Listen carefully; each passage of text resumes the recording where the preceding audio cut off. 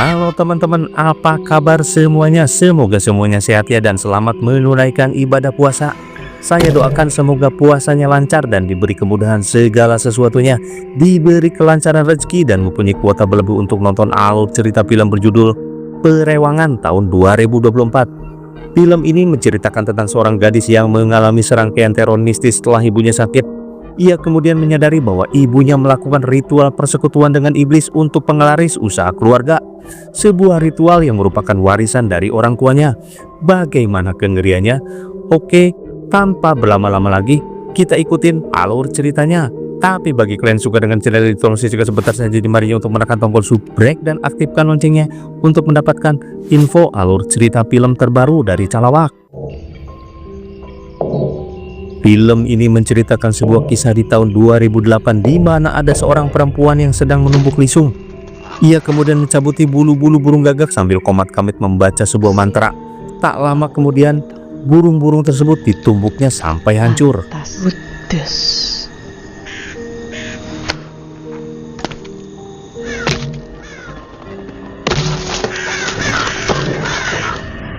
Tak disangka ternyata tumbukan burung-burung gagak geprek itu dijadikan campuran sambal di sebuah warung makan milik Nyai Sudarsi. Pada saat itu, tampak pengunjung sangat ramai melahap masakan gagak geprek Nyai Sudarsi. Ramai tenang, Jeng. Alhamdulillah.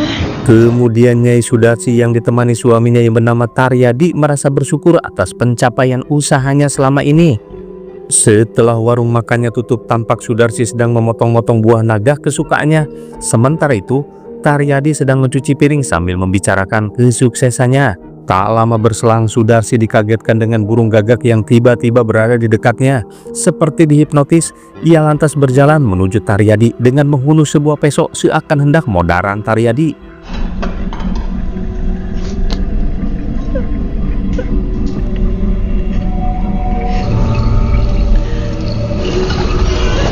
Namun itu semua hanya halusinasi Sudarsi saja. Ia masih berdiri di ujung meja dan mengiris-ngiris buah naga. Dan tiba-tiba saja burung gagak itu menghilang. Kemudian Sudarsi berlari ke kamarnya. Ia lalu berdiri di depan sebuah cermin bulu. Taryadi lantas menyusulnya ke kamar dan ketika hendak memegang Sudarsi, lalu tiba-tiba Maya! Wulan! Bantu Bapak! seperti kesurupan dengan gaya yoga ekstrim, Sudarsi ngacaprak dalam bahasa Jawa yang artinya ketika mata sudah tertutup tidak ada yang bisa menolongnya.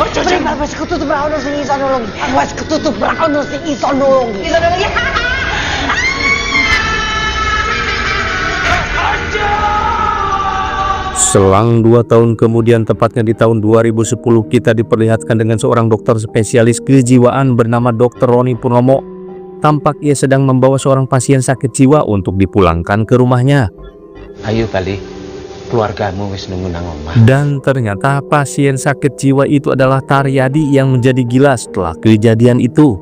Di sebuah rumah tampak ada mojang gelis bernama Maya dan adiknya yang bernama Wulan, di mana mereka adalah anak dari Sudarsi dan Taryadi.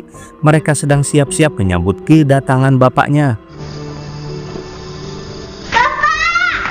Sesampainya di rumah, Taryadi disambut oleh kedua anaknya dengan riang gembira. Dr. Roni adalah paman dari Maya, saudara tirinya Sudarsi. Ia kemudian berpesan kepada Maya agar memantau keadaan Taryadi dan tidak membicarakan hal yang sensitif dulu dan menyangkut kejadian 2 tahun silam yang menimpanya. Dr. Roni kemudian menanyakan kabar Sudarsi. Maya menjawab tidak ada perubahan. Sudarsi hanya terbaring saja di tempat tidur, bahkan makan aja susah. Semoga saja setelah kedatangan Taryadi, kondisi ibunya bisa menjadi lebih baik. Tak lama berselang, Dr. Roni pun mendapat telepon dari istrinya agar segera pulang. Ia kemudian pamit pulang tanpa melihat kondisi Sudarsi terlebih dahulu. Gak mau makan dulu Pak D, mampir. Di meja makan tampak mereka makan dan ngobrol ngalor ngidul. Taryadi berkata bahwa ia ingin melihat Maya di wisuda bersama Sudarsi. Lalu ia menanyakan keberadaan Sudarsi yang dikiranya duduk bersamanya di meja makan. Ibumu ngendi?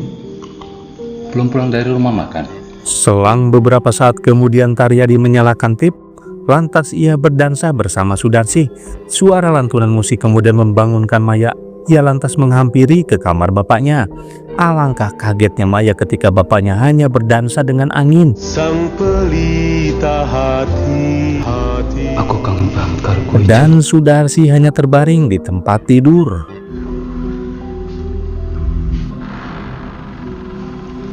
Maya kemudian pergi menuju kamarnya. Tiba-tiba saja terdengar suara benturan kaca keras disusul dengan suara burung gagak.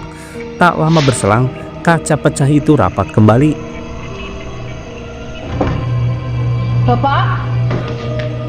Dan ternyata Taryadi sudah berada di luar. Maya kemudian menyusulnya. Taryadi hanya menoleh dan tersenyum. Kemudian ia berlari. Lalu tiba-tiba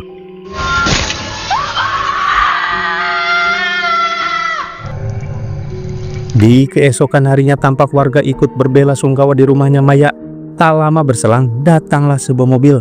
Maya kemudian menelpon Dr. Roni untuk menyuruhnya datang. Tapi saat itu Dr. Roni berhalangan hadir karena sedang melakukan operasi.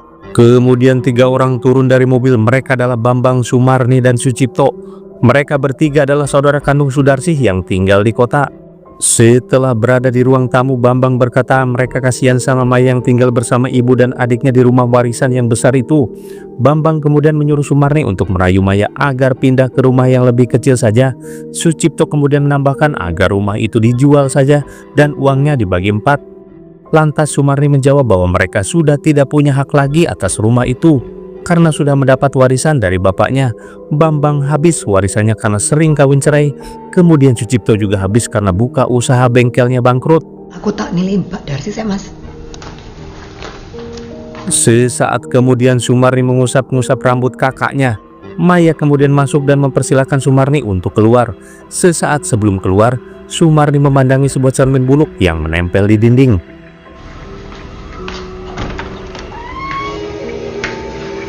Maya kemudian membasuh punggung ibunya sambil berkata bahwa ia kangen dengan suara Sudarsi dan ingin melihatnya sehat kembali. Wulan kemudian masuk dan mencoba menyuapi ibunya, tapi sang ibu tak kunjung mau memakannya. Wulan pun merasa sedih atas keadaan ibunya. Maya pun menghiburnya dan berkata bahwa ibumu pasti akan sembuh lagi. Maya kemudian diajak ngobrol bersama paman dan bibinya itu. Ia lantas dengan halus mengusir mereka karena Maya merasa tidak enak ketika ibunya sakit. Mereka berniat untuk menjual rumah itu. Maya pun menambahkan boleh saja mereka menjual rumah itu asal menunggu ibunya sembuh terlebih dahulu. Sumarni kemudian menenangkan Maya dan mereka pun pamit pulang. Kita pamit dulu ya Nduk ya. Ayo mas. Di tengah perjalanan pulang, Sucipto yang paling ngotot rumah Maya dijual masih godek dengan Maya. Lantas Sumarni menunjukkan rambut Sudarsi yang rontok. Iki loh. Di malam harinya Wulan menangis karena kangen dengan bapaknya yang sudah meninggoy. Wulan pun menghiburnya agar Wulan berdoa saja atas kematian bapaknya itu. Amin.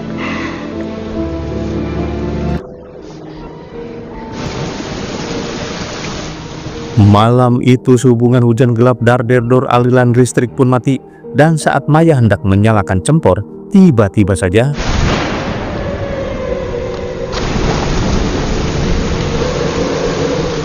dan saat Maya kembali ke kamar, sontak dia merasa kaget karena ada burung gagak di kamarnya.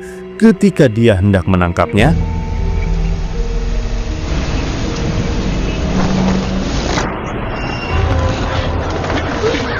dan ternyata itu hanya mimpi saja. Di keesokan harinya, Maya yang lagi bokek hendak menjual barang-barang rongsokan milik keluarganya. Kursi, kompor, semuanya saya beli 4 juta ya. Seketika itu bandar rongsok yang bernama Mang Odeng dari Madura ini kemudian melihat sebuah lisung. Dia menawar harga tinggi untuk lisung tersebut, tapi Maya menolaknya dikarenakan itu merupakan peninggalan Karuhun dan merupakan benda kesayangan ibunya. Di siang hari ketika hendak membasuh punggung sang ibu, Maya sok parah ketika membuka bajunya. Di punggungnya terdapat koreng dan luka yang dipenuhi oleh belatung. Tak lama berselang, Dokter Roni pun datang memberi obat untuk sang ibu. Dan ketika hendak masuk ke kamar, Pak Dokter menarik Maya kembali keluar dan menyuruh Maya untuk menghancurkan cermin di kamar itu. Lantas Pak Dokter pun bercerita bahwa eyang kakungnya Maya mempunyai 3 istri dan 2 istri mudanya semuanya meninggoy tanpa alasan yang jelas. Dan inilah eyang kakungnya Maya, si penyanyi Lutuye. Sirap bawono pedang setan pikayangan tani nyawaku apa.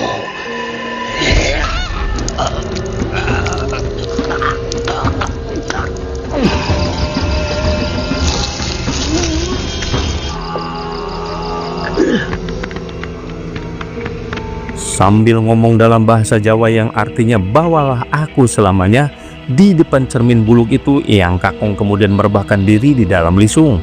Kawanan aku lawan kawanan aku awas. Dan kemudian muncullah sosok jurig yang menumbuk eyang kakung hingga menjadi geprek. Dan kejadian itu dilihat Roni pas masih kecil.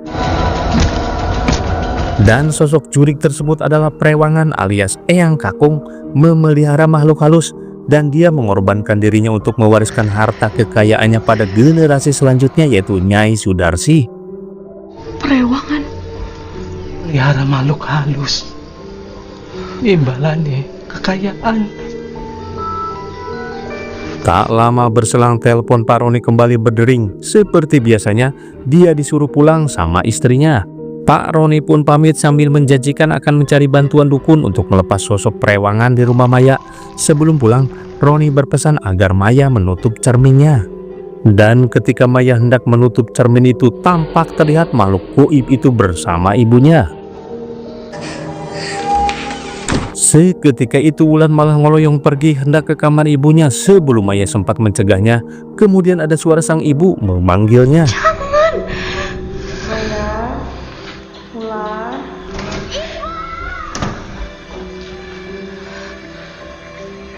Dan ketika Maya hendak masuk ke kamar ibunya, tampak sang ibu sedang mengelus-ngelus Wulan, sepertinya sehat kembali. Maya, jupukno kebayanya ibu. Kemudian sang ibu menyuruh Maya untuk mengambilkan kebayanya yang berwarna hijau. Dan ketika hendak memakaikannya, tampak luka borok di punggung ibu sudah tiada lagi dan normal seperti biasa. Ngopo? Kamu ndak seneng? Ibumu wis mari. Sin beralih ke Dokter Roni yang sedang mengendari mobilnya menuju pulang sambil teteleponan dengan seseorang untuk dimintai bantuan. Tiba di pemberhentian kereta api, ponselnya kembali berdering mendapat telepon dari istrinya. Tapi ketika diangkat,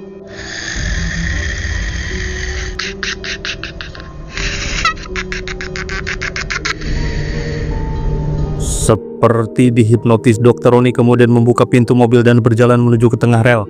Tampak dari kejauhan kereta api melaju dengan cepat dan tiba-tiba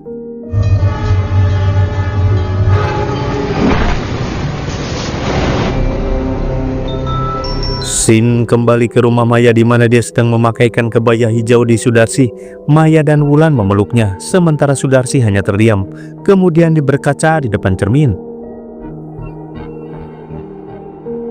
Menjelang tengah malam, Maya terbangun karena Wulan tidak berada di tempat tidurnya. Ketika Maya keluar kamar, terlihat sosok yang memakai kain putih. Lalu ketika didekati,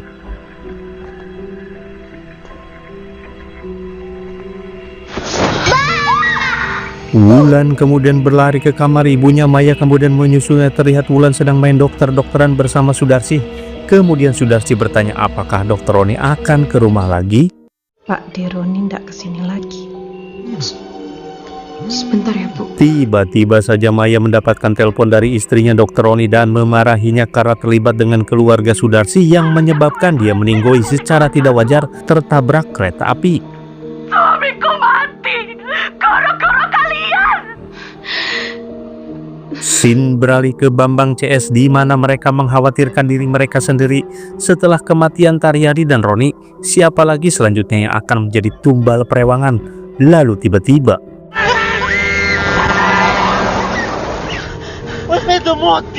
di tengah malamnya mereka mengendap-endap datang ke rumah Maya untuk memendam rambut Nyai Sudarsi demi menangkal iblis Prewangan yang khawatir akan menyerang mereka. Di belakang Bambang tampak ada sosok yang mendekatinya. Cepat. Tak lama berselang terdengar suara pukulan lisung dari gudang Nyai Sudarsi.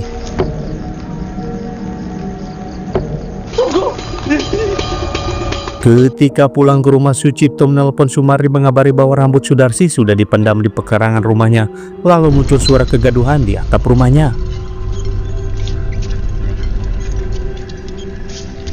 Dikira ada maling ngumpet di atas, Sucipto menantangnya dengan memegang sebuah golok.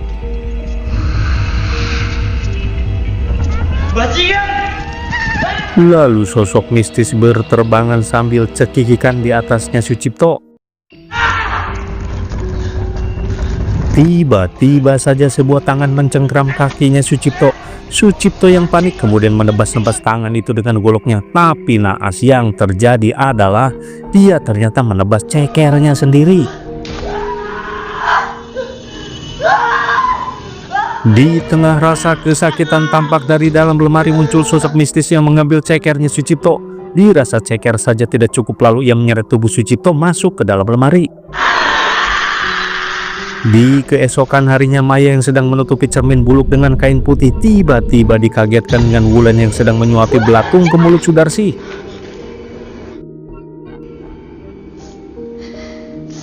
Maya yang merasa bersalah kemudian meminta maaf kepada Wulan karena telah berbuat kasar.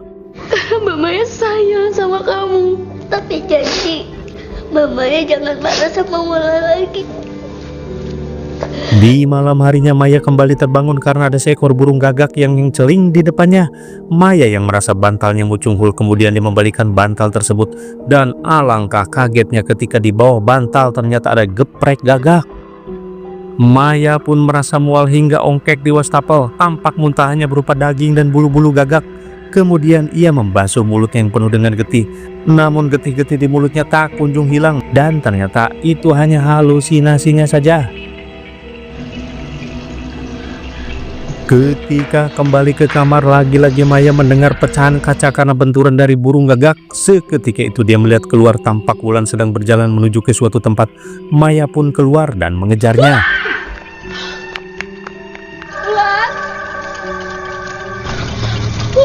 Sampai tiba di sebuah sumur, tampak Wulan sedang berdiri. Untung saja Maya berhasil menyelamatkannya, dan di kedalaman sumur tampak ada sosok yang mengamatinya. Setelah berhasil menidurkan Wulan kembali, Maya kemudian ke kamar ibunya. Seketika itu, kain yang menutupi cermin pun jatuh. Maya lalu membawa cermin itu keluar rumah dan berusaha menghancurkannya. Namun entah terbuat dari apa, cermin buluk itu tidak kunjung pecah. Di keesokan paginya, Maya merasa heran ketika cermin itu sudah kembali ke tempatnya. Saat Maya hendak mengganti kebayanya, Sudarsi berkata agar memakai kebaya hijau saja. Lalu ketika hendak memakaikan kebayanya dan membuka bagian belakang, tampak punggung Sudarsi sudah berwarna hitam legam.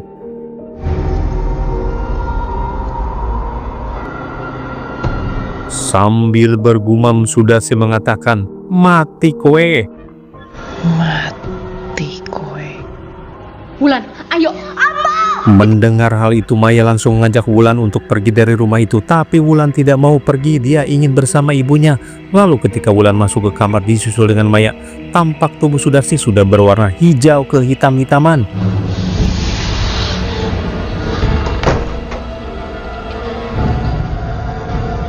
Mereka pun kemudian ngabret seedan-edannya.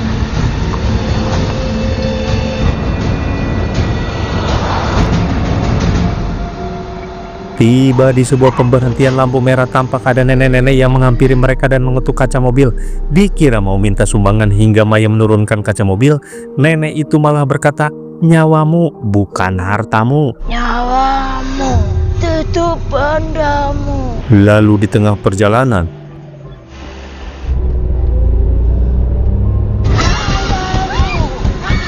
setibanya di rumah Sumarni, mereka langsung curhat tentang keadaan Sudarsi yang mulai berubah seperti alien. Lalu Bude Sumarni menjelaskan bahwa perewangan itu mengincar keturunan dari Yang Kakung. Dia pun menjelaskan sosok yang berada di rumah Maya itu bukan Sudarsi, melainkan sosok iblis yang ingin menghabisi seluruh keluarga Sudarsi. Itulah kenapa Sumarni ingin menjual rumah itu, karena di rumah itu Eyang Kakung melakukan perjanjian dengan perewangan. Kecurigaan Sumarni muncul ketika melihat usaha Sudarsi yang maju dengan pesat dan tidak wajar. Dan perewangan biasanya minta imbalan nyawa belahan jiwa, yaitu Taryadi. Tapi waktu itu Sudarsi mengingkarinya hingga Prewangan mengambil sendiri nyawa Taryadi, yang kemudian Sudarsi dibuat sakit dan dimiskinkan, dan perjanjian itu akan berlanjut sampai keturunan ke-7 keluarga itu. Sumarni menjelaskan bahwa nyawa Sudarsi sudah tidak bisa diselamatkan, tapi untuk Maya dan Wulan masih ada kesempatan kalau Maya mau melakukan apa yang Sumarni perintahkan, yaitu membasuh Sudarsi dari ujung kaki sampai kepala sebanyak 7 kali dari air yang diambil dari Laut Kidul yang sudah disiapkan Sumarni. Dan jika itu tidak berhasil, Maya harus membakar Sudarsi hidup-hidup. Kamu basuh ibumu, ulangi 7 kali. Jika ini tidak berhasil, bakar ibumu hidup-hidup. Boleh harus berani. Lalu sebelum pergi, Maya hendak menitipkan Wulan pada Sumarni, tapi Sumarni bilang bahwa Wulan akan lebih aman jika bersama Maya. Wulan lebih aman sama kamu. Sepeninggal Maya dan Wulan, tampak sebuah sosok mistis berada di langit-langit rumah Sumarni. Lalu ketika Sumarni sedang melakukan ritual penyelamatan Maya dan Wulan jarak jauh, tiba-tiba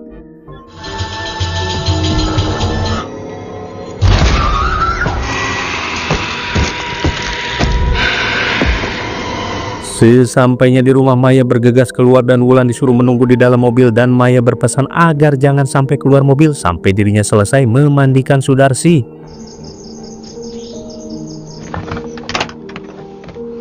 Maya kemudian mulai memasuki rumahnya seperti film horor pada umumnya. Lampu listrik pun dibuat konslet dan keadaannya jadi gelap gulita.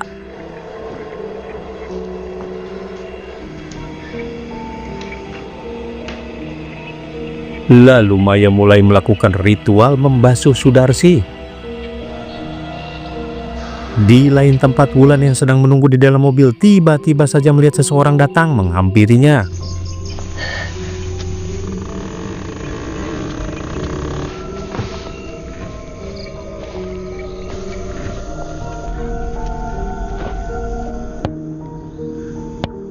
Lalu ketika sosok itu mengetuk kaca mobil, tampak itu adalah Dokter Roni yang sudah meninggoy.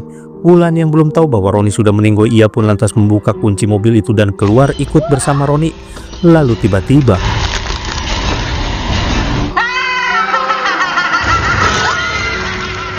dan ternyata sosok yang menyerupai Roni itu adalah Eyang Kakung. Mereka berjalan ke sebuah lisung dan Wulan pun masuk ke dalam lisung. Maya yang panik akhirnya masuk ke gudang itu. Tampak di situ sudah berdiri Sudarsi dan Eyang Kakungnya Maya. Maya pun disuruh salim sama Eyang Kakung. Salim karo Yangkung. Sudarsi pun mengancam akan menumbuk Wulan jika Maya tidak salim dengan Eyang Kakung.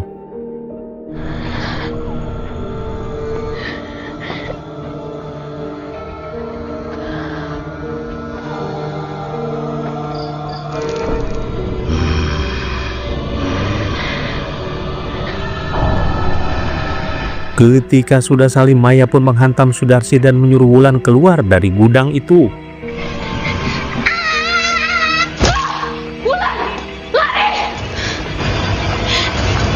Sudarsi yang sudah ngagoler di dalam lisung kemudian ditumbuk Maya. Semakin keras Maya menumbuknya, semakin rapuh raganya Eyang Kakung.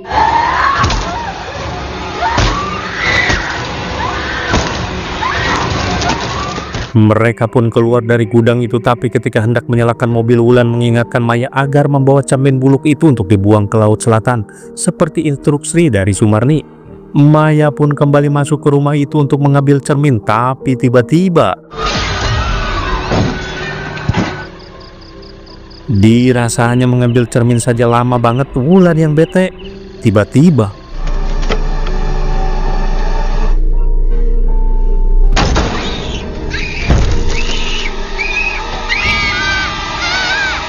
Wulan yang panik kemudian keluar dari mobil itu dan masuk ke dalam rumah. Saat hendak dimangsa oleh Prewangan, Wulan kemudian melempar cempor ke arah iblis Prewangan itu hingga terbakar.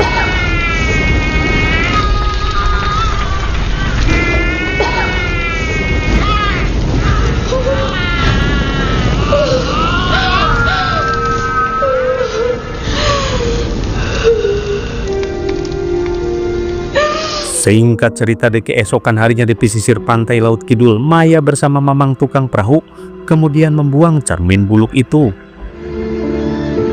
Setelah membuang cermin, mereka pun ketiduran di dalam mobil. Sesaat kemudian Maya keluar disusul dengan suara burung gagak. Wulan yang terbangun kemudian mencari kakaknya keluar dan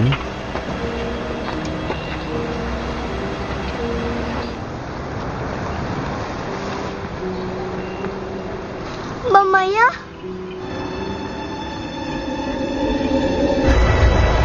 film pun berakhir. Bagaimana teman-teman, cukup menyeramkan bukan? Walaupun endingnya bikin greget dan visual efek iblis terbakar kurang begitu bagus, tapi apresiasilah buat film-film horor Indonesia yang selalu membuat kejutan. Semoga teman-teman sehat semuanya, selamat menunaikan ibadah puasa. Sampai jumpa di alur cerita film selanjutnya dari Calawak. Bye-bye.